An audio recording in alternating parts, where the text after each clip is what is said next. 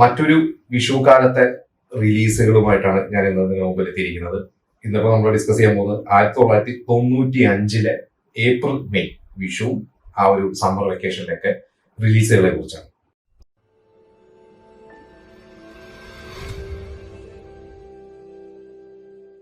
95 March അവസാനം മോഹൻലാലിന്റെ ഒരു സിനിമ തിയേറ്ററിൽ, അത് ഇന്നും നമ്മൾ റിപ്പീറ്റ് ആയിട്ട് കാണുന്ന ഒരു സിനിമയാണ്. ശരിക്കും മലയാള സിനിമയുടെ ചരിത്രം എടുത്തു കഴിഞ്ഞാൽ ഒഴിവാക്കാൻ പറ്റാത്ത ഒരു സിനിമയാണ് സ്ഫടികം. അപ്പൊ മാർച്ച് അവസാനം എന്ന് പറയുമ്പോൾ നമ്മളെപ്പോഴും പറഞ്ഞ പോലെ എല്ലാ മാർച്ച് അവസാനവും മോഹൻലാലിന്റെ ഒരു സിനിമ പൊതുവെ ഇറങ്ങാറുണ്ട് എല്ലാ വർഷവും. 1990 മുതൽ എടുത്തു നോക്കിക്കഴിഞ്ഞാൽ അതിന് മുമ്പുണ്ടാവും, പക്ഷെ 90 മുതൽ നമ്മൾ പല എപ്പിസോഡ് ഡിസ്കസ് ചെയ്യുമ്പോൾ നമ്മൾ പറഞ്ഞിരുന്നു. ഈ മാർച്ച് മാസം അവസാനം വന്ന സിനിമ സ്ഫടികമാണ്.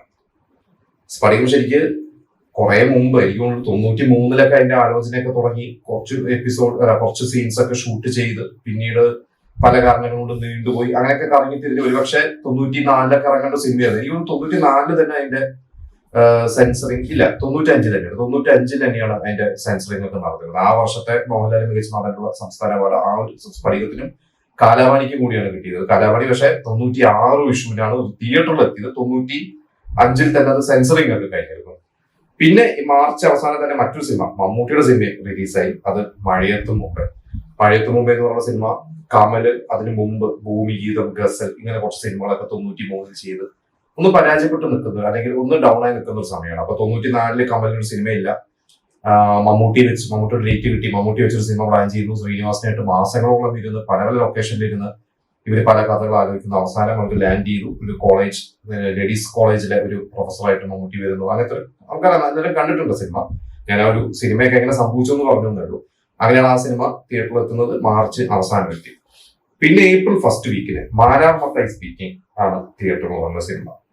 മാനാമത്തായിനെ കുറിച്ച് നമ്മൾ കഴിഞ്ഞ ഒരു എപ്പിസോഡ് ചെയ്തിരുന്നു. അത് മുരളീകൃഷ്ണ എന്ന് പറയുന്ന ഒരു സംവിധായകൻ, ഫാസിലിന്റെ സഹ സംവിധായകൻ ചെയ്യാനിരുന്നിരുന്ന സിനിമയായിരുന്നു സിദ്ദിഖ്ലാലിന്റെ. പിന്നീട് മുരളീകൃഷ്ണൻ മാറുന്നു, രാജസേനൻ വരുന്നു, രാജസേനൻ മാറുന്നു, ടി കെ രാജകുമാർ വരുന്നു. അവസാനം മാണി സി കാപ്പന്റെ പേരിലാണ് സിനിമ വന്നത്, റാംജിറാവിന്റെ സെക്കൻഡ് പാർട്ട്. ആ സിനിമ ഏപ്രിൽ ഫസ്റ്റ് വീക്കിന്. പിന്നെ ഒരു അഭിഭാഷകന്റെ കേസ് ഡയറി, അത് വിഷുവിന്റെ ആ ഒരു ദിവസമാണ്. വിഷുവിന്റെ തലേ ദിവസം, അതായത് ഈ മാർച്ച് അവസാനം കഴിഞ്ഞാൽ 2 ആഴ്ച ഗ്യാപ്പിലാണ്. ഇപ്പോഴും അങ്ങനെ തന്നെയാണ്. നമുക്കറിയാം, മാർച്ച് പകുതിയിൽ സിനിമകൾ റിലീസ് ആവുന്നു, അത് കഴിഞ്ഞാൽ മാർച്ച് അവസാനം റിലീസ് ആവുന്നു. പിന്നെ ഒരു ഗ്യാപ്പിട്ടാണ് എപ്പോഴും ആ ഒരു വെക്കേഷൻ സീസണിൽ റിലീസ് ആവാറുള്ളത്. അഭിഭാഷകന്റെ കേസ് ഡയറി എന്ന് പറഞ്ഞാൽ മമ്മൂട്ടി കുറെ നാളുകൾക്ക് ശേഷം വക്കീൽ വേഷമണിക്കാൻ സിനിമയായിരുന്നു. അത് കഴിഞ്ഞ് പിന്നെ ആലഞ്ചേരി തമ്പുരാക്കൾ, സുനിൽ എന്ന് പറയുന്ന ഡയറക്ടർ, ഈ മാനത്തെ കൊട്ടാരൊക്കെ ചെയ്ത അന്നത്തെ ലോ ബഡ്ജറ്റ് സിനിമകൾ എടുത്ത് ഹിറ്റാക്കുന്ന ഒരു സംവിധായകനാണ്. അതിൽ നമുക്കറിയാം നരേന്ദ്രപ്രസാദും നെടുമുടി വേണുവാണ് പ്രധാനമായിട്ടുള്ള 2 പേര്. അവരുടെ മക്കളായിട്ട് തിരിയുന്ന ആദർശ, അങ്ങനെ ഒരുപാട് പേരുണ്ട്. ആനി ആയിരുന്നു അതിൽ നായികയായിട്ട് വന്നത്. പിന്നെ പ്രായിക്കര പാപ്പാൻ സിനിമ, സുരേഷ് ബാബു, നമ്മുടെ കോട്ടയം കുഞ്ഞച്ചൻ ഫിലിം സുരേഷ് ബാബുവിന്റെ സിനിമയാണ്. അത് ആദ്യം മോഹൻലാലിനെയൊക്കെ വെച്ച് ആലോചിച്ചിരുന്ന ഒരു കഥയൊക്കെ ആയിരുന്നു. പിന്നീട് മുരളിയിലേക്ക് എത്തി. മുരളിക്ക് അതൊരു മിനിമം ഗ്യാരണ്ടി ഉള്ള ഒരു സമയമാണ് നായകനായിട്ട്. പിന്നെ മുരളി വെച്ച സിനിമ ചെയ്തു, അത് വിഷുവിലായിരുന്നു. അങ്ങനെ ഇത്രയും സിനിമ, ഏകദേശം 6 സിനിമകളാണ് ഏപ്രിൽ മാസം തിയേറ്ററുകൾ, അല്ലെങ്കിൽ മാർച്ച് അവസാനം മുതൽ ഏപ്രിൽ അവസാനം വരെയുള്ള ആ ഒരു മാസം തിയേറ്ററുകളിലേക്ക് റിലീസായത്. ഇതിന് ശരിക്ക് ഹിറ്റ് എന്ന് പറയുന്നത് സ്ഫടികം തന്നെയാണ്. 95 ആ ഒരു വർഷത്തെ തന്നെ ആദ്യത്തെ ഒരു 6 മാസത്തെ ഹിറ്റുകൾ, 95 തുടക്കം ജനുവരിയിൽ റിലീസായ അനിയമ്പാവ ചേട്ടമ്പാവ, പിന്നെ സ്ഫടികം, ഈ 2 സിനിമകളൊക്കെയാണ് മെയിൻ ഹിറ്റുകൾ ആയിട്ട് വന്നിരുന്നത്. അപ്പൊ എനിക്ക് തോന്നുന്നു സ്ഫടികം തന്നെയാണെന്ന് ലോങ് റണ്ണിലും എല്ലാത്തിനും ഹിറ്റ്. അത് കഴിഞ്ഞാൽ ഒരു പക്ഷെ മഴയത്ത് മുമ്പേ മാനാമത്തായി വരും. ഇത് 2ലും ഏതാണ് കൂടുതൽ കളക്ഷൻ എന്ന് പറയുന്നത്? 2ഉം ഹിറ്റ് തന്നെയാണ്. പ്രായിക്കര പാപ്പാനും ആലഞ്ചേരി തമ്പുരാക്കളും അങ്ങനെ വലിയ ബഡ്ജറ്റ് സിനിമകളൊന്നുമല്ല, എങ്കിലും അന്നത്തെ ഒരു ലോ ബഡ്ജറ്റ് സിനിമകളുടെ ഒരു ബഡ്ജറ്റും, പിന്നെ ബി ക്ലാസ്സിലൊക്കെ കൂടുതലൊക്കെ കളക്ട് ചെയ്ത സിനിമകളാണ് രണ്ടും. അഭിഭാഷകന്റെ കേസ് തരാൻ എനിക്ക് തോന്നുന്നു അന്ന് അതിന്റെ വിജയപരാജയങ്ങളെ കുറിച്ച് എനിക്കറിയില്ല, ലാഭമാണോ നഷ്ടമാണോ എന്നുള്ളത്. എങ്കിൽ പോലും ആ ഒരു സിനിമ അതായത് തിയേറ്ററിൽ ഭയങ്കര ഒരു ഹിറ്റ് ഒന്നുമല്ല. പക്ഷെ പിന്നീട് ടിവിയിലും അതുപോലെ തന്നെ കാസറ്റും ഒക്കെ കണ്ടിട്ടൊക്കെയാണ് കൂടുതൽ ആളുകൾ ആ സിനിമയെ കുറിച്ച് അഭിപ്രായം പറഞ്ഞിരുന്നത്. പക്ഷെ എന്തായാലും മമ്മൂട്ടിക്ക് 2 സിനിമകൾ ഉണ്ടായിരുന്നു. അതിൽ മഴയ്ക്ക് മുമ്പേ ഭയങ്കര ഹിറ്റായി. അഭിഭാഷകന്റെ കേസ് ഒരു ആവറേജ് ആയിട്ട് പോയി. എങ്കിലും മോഹൻലാൽ തന്നെ സ്കോർ ചെയ്തത് സ്ഫടികം.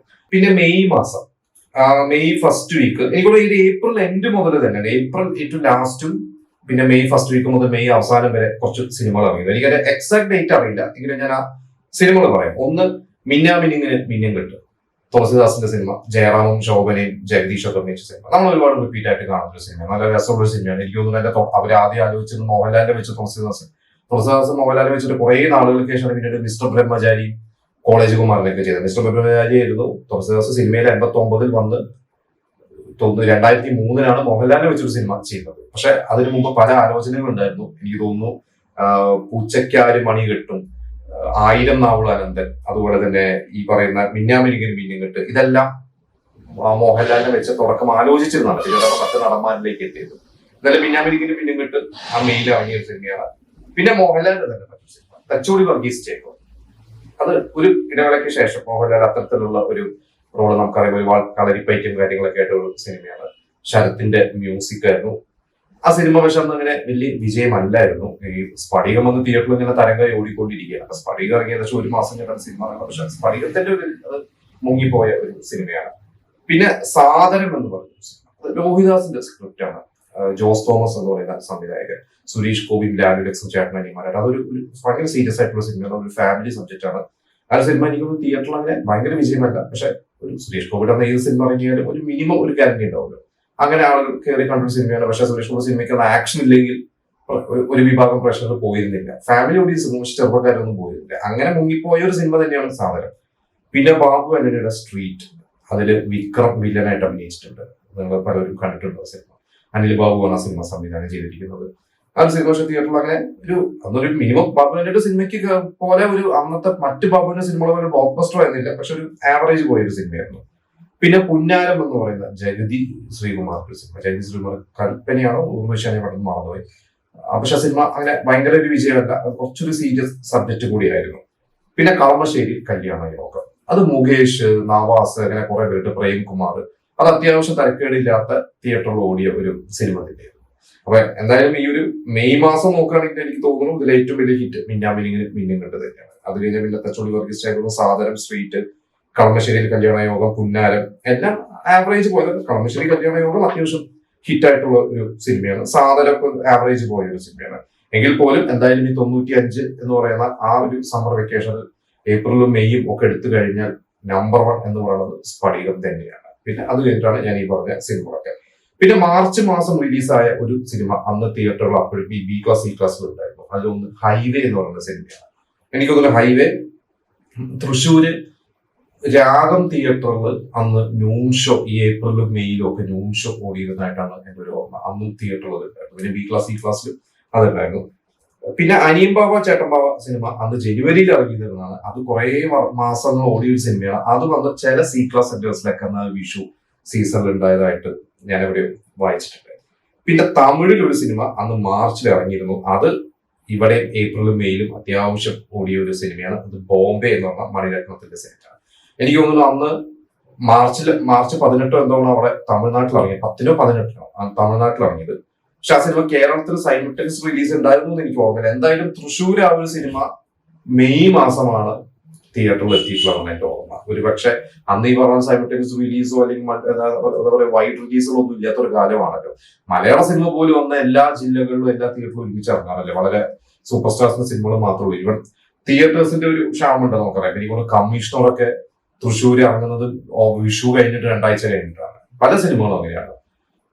അതേപോലെ തന്നെയായിരുന്നു ബോംബെ എന്നാണ് എനിക്ക് ഓർമ്മ. പക്ഷെ ബോംബെ ഈ മെയ് മാസം തൃശ്ശൂർ രാഗം തിയേറ്ററിൽ വന്നിട്ടുണ്ടായിരുന്നതായിട്ടാണ് എന്റെ ഒരു ഓർമ്മ. അത്യാവശ്യം കേരളത്തിൽ ഓടിയ ഒരു സിനിമ തന്നെയാണ് ബോംബെ. അപ്പൊ ഇത്രയും സിനിമകളാണ് എന്റെ അറിവിലുള്ളത്. ഞാനൊന്ന് സ്റ്റഡി നടത്തിയപ്പോൾ എനിക്ക് കിട്ടിയതാണ്. ഇതിൽ ഏതൊക്കെ സിനിമകൾ നിങ്ങൾ തിയേറ്ററിൽ പോയി കണ്ടിട്ടുണ്ട്, ഞാൻ ഈ പറഞ്ഞ സിനിമകളുടെ വിജയപരാജയങ്ങളെ കുറിച്ച് നിങ്ങൾ കൂടുതൽ അറിയുമെങ്കിൽ അതിനെ കുറിച്ച് കമന്റ് ചെയ്യുക.